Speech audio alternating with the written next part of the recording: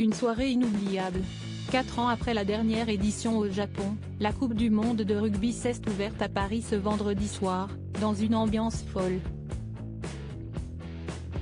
Survoltés, les 80 000 spectateurs du Stade de France ont mis le feu avant le match, très alléchant qui a ouvert la compétition entre la France et la Nouvelle-Zélande. Il faut dire que la cérémonie d'ouverture avec notamment Jean Dujardin juste avant, avait réservé son lot de surprises. Depuis 4 ans, il n'attendait que ça. Déçu par la défaite, de justesse, des Bleus en un quart de finale de la dernière Coupe du monde de rugby en 2019, les supporters français n'avaient qu'une idée en tête, la Coupe du monde 2023, en France, qui s'est finalement ouverte ce vendredi soir au Stade de France. Et de quelle manière? Devant un public survolté, chauffé à blanc, le 15 de France a fini par remporter son premier match face à l'équipe légendaire des All Blacks, triple championne du monde. Mais juste avant la rencontre, s'y est la cérémonie d'ouverture, déjà, qui avait permis de lancer la fête.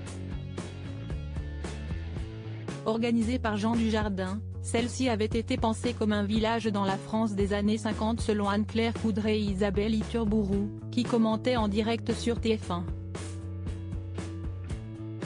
Et l'acteur a donné de sa personne, arrivé en vélo, en Marcel et avec sa moustache fine parfaitement taillée, il a fini par faire tournoyer la danseuse étoile Alice Renavant, et par faire du charme à Adriana Carambeu.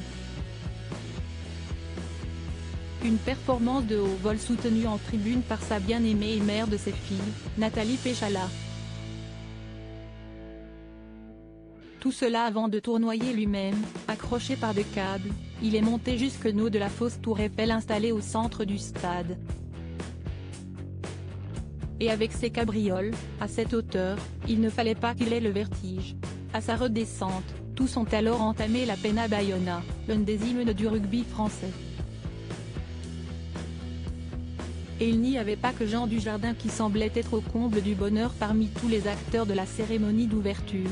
Vianney, avec sa guitare et lui aussi habillé comme dans les années 50, s'est complètement lâché, tout comme Zaz ou bien Philippe Lachaud, qui avait endossé le rôle d'un gendarme. Celui-ci, d'ailleurs, a posté une photo de ce beau moment sur Instagram. Et montré à ses abonnés qu'il n'est pas venu seul. Son père et son frère Pierre, fans de rugby, jouaient des figurants. Avis mitigés et sifflements, un beau moment, sur lequel les internautes ont été mitigés, si certains ont salué les valeurs de la France et du rugby du spectacle proposé, d'autres ont été plus durs, parlant de gêne et de malaise.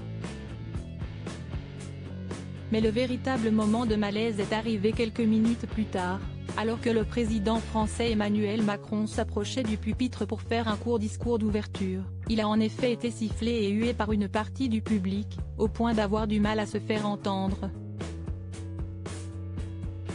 Surpris mais pas bousculé, il a tout de même souhaité bonne chance au 15 de France et appelé à la fraternité entre les équipes. Et à nouveau, les internautes ont eu des réactions mitigées, si certains ont déploré une mauvaise image de la France, d'autres ont estimé que les crises politiques de ces derniers mois n'avaient pas vraiment été oubliées par les Français. En tout cas, cela n'a pas fait de l'ombre au très beau match, conclu 27-13 par les Bleus, et qui a établi des audiences records, près de 10 millions de téléspectateurs pour la cérémonie d'ouverture et 15,5 millions pour la rencontre.